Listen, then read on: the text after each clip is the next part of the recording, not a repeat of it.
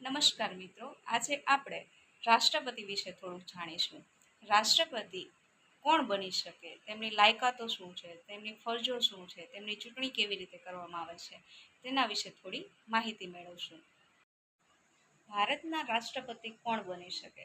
સૌપ્રથમ ભારતના રાષ્ટ્રપતિ ભારત દેશના નાગરિક હોવા જોઈએ.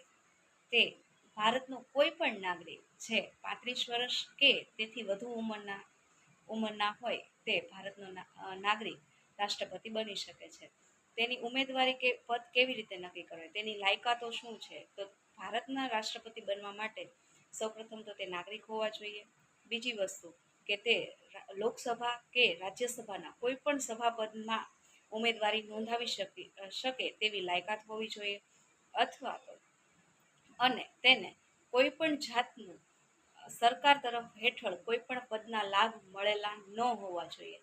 તે રાષ્ટ્રપતિ બની શકે છે. રાષ્ટ્રપતિ ભારતના રાષ્ટ્રપતિ ભારતીય ગણતંત્રના વડા તરીકે ઓળખાય છે અને ભારતીય સૈન્ય દળના કમાન્ડર ઇન ચીફ તરીકે ઓળખાય છે. તે તમામ પ્રકારની કટોકટી લાદી શકે છે, દૂર કરી શકે છે, યુદ્ધ અને શાંતિની ઘોષણા કરી શકે છે. તે દેશના પ્રથમ નાગરિક તરીકે ઓળખાય છે. તે રાષ્ટ્રના વડા તરીકે પણ ઓળખાય છે. તેમની હાલના આપણા રાષ્ટ્રપતિ દ્રૌપદી મુર્મુ છે.